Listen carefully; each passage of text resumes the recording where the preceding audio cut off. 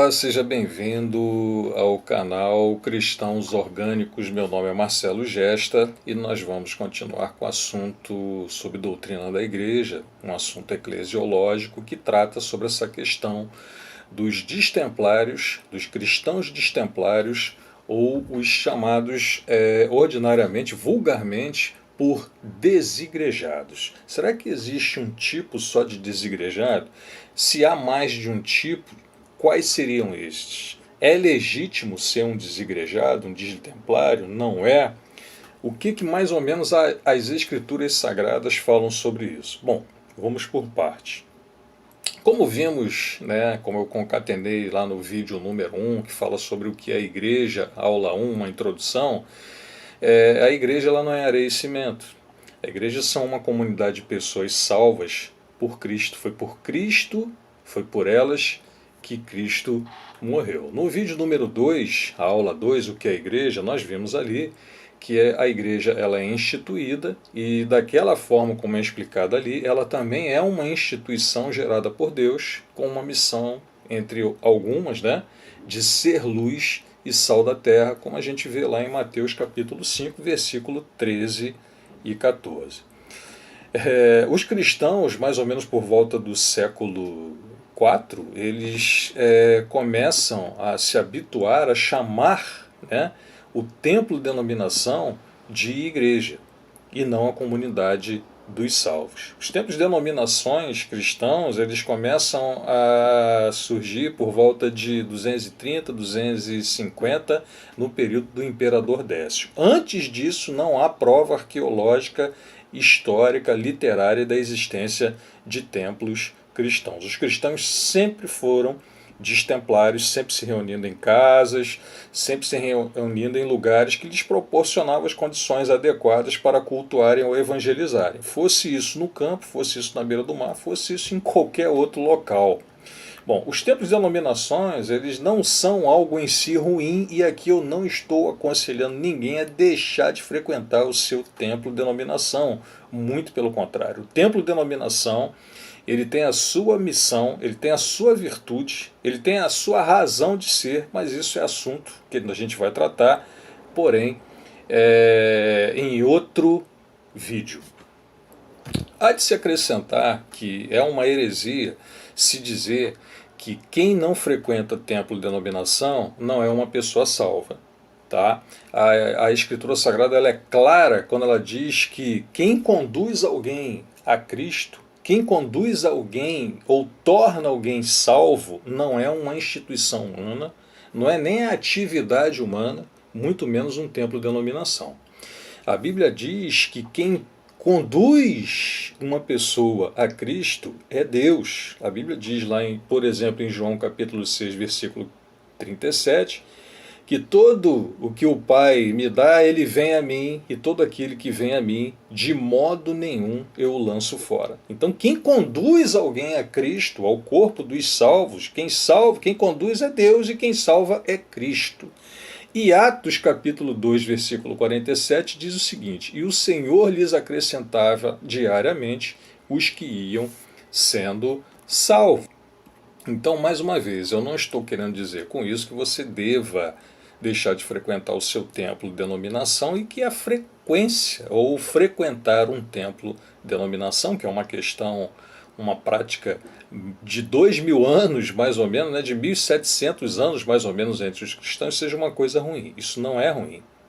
Se você só encontra sentido, se você só encontra razão, se você só encontra motivação para fazer parte de uma comunidade de cristãos ou de seguir a sua vida cristã dentro de um templo, faça isso, porque a vida, as práticas do cristão destemplário são muito rigorosas, por incrível que pareça, são muito difíceis e não é algo para qualquer um.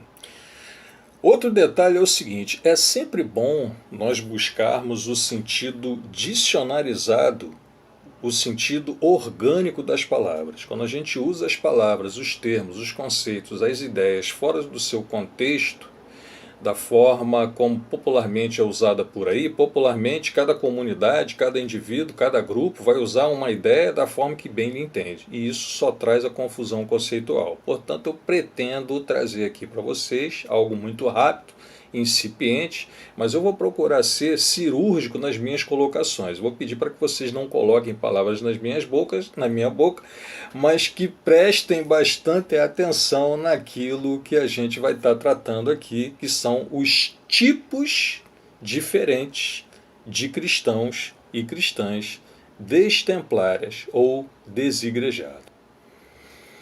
Então vamos lá. Há pelo menos alguns tipos de destemplários clássicos, tá? Mas primeiro vamos conceituar o que eu quero dizer por destemplário. Bom, primeiramente, o destemplário é um cristão que, por motivos diversos, não frequenta templos, denominações. Não é que ele não vai, ele não frequenta, ele pode até ir. Então, destemplário é um cristão que segue a vida dele cristã, normal, adequadamente, para um destemplário, dentro daquilo que as Escrituras Sagradas nos ensinam, porém, ele não frequenta, ele não faz parte institucionalizado de templos e denominações. Bom, há basicamente 3 tipos de cristãos destemplários, ou de pessoas destemplárias. O primeiro caso é o mais drástico, é o mais dramático, é aquele destemplário que justamente não frequenta denominação porque ele está desviado. Bom, desviado aqui não é um conceito pejorativo. O conceito de destemplário desviado é aquele que é o traidor da causa de Cristo, é o apóstata da fé, é aquele que deixou o corpo de Cristo porque amou mais as trevas do que a luz. Ele gosta mais das coisas mundanas, né? Conceito de coisa mundana aqui também dá um vídeo enorme para se falar nisso, mas é aquilo que popularmente se entende por desviado. O cara que deixa a igreja, né, para gozar de prazeres e coisas que não são adequados para um crente. Então ele abandona a igreja, as coisas de Deus, e vai ver a vida dele lá. Então esse seria o primeiro tipo, né, o mais fácil de se identificar de um destemplário. Não vai mais a templo justamente por... O segundo tipo de destemplário clássico é o chamado desigrejado. Bom, se o primeiro tipo é o desviado, que é aquele que traiu realmente a causa de Cristo e deixou as coisas de Deus por amar o mundo, o destemplário desigrejado não é o desviado, é o desigrejado, é aquele que ama as coisas de Deus, ama a palavra, ele tem uma vida devocional, ele cultiva a santidade dele, ele leva a vida dele no dia a dia da melhor forma possível, a mais digna possível como um cristão, porém ele está tão magoado, ele está tão decepcionado pelas questões igrejeiras, ele foi tão decepcionado e ferido ali dentro, que ele não consegue mais ter a vida dele participando de uma comunidade igrejeira. Então o desigrejado ele não faz parte de comunidade igrejeira nenhuma, nem a templária e nem a destemplária, porque existem comunidades igrejeiras que são destemplárias. Então esse cristão desigrejado, ele tem a vida dele devocional, como eu falei, ele consome até muito mais livros cristãos do que a média dos cristãos igrejeiros normal, e segue a vida dele de uma forma radical, sem querer congregar com ninguém em local algum.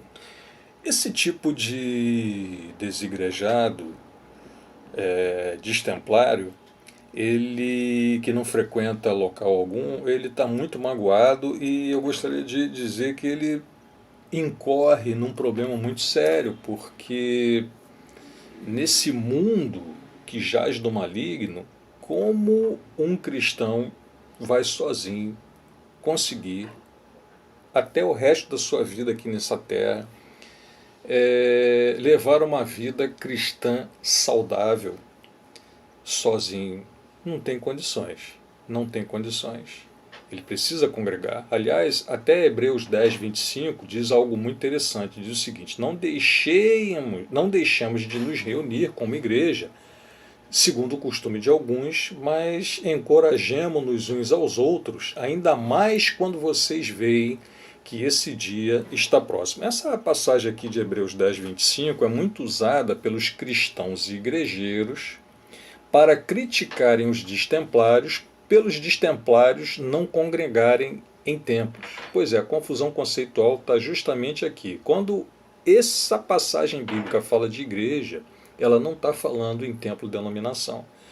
A carta aos Hebreus ela foi escrita mais ou menos em torno de 60, 65 depois de Cristo. Os templos só são achados historicamente, arqueologicamente, lá em torno de 200 anos depois, mais ou menos. Portanto, Hebreus não está falando para deixar de congregar em templo denominação, mas de deixar de estar junto com outros semelhantes na fé, com os nossos iguais.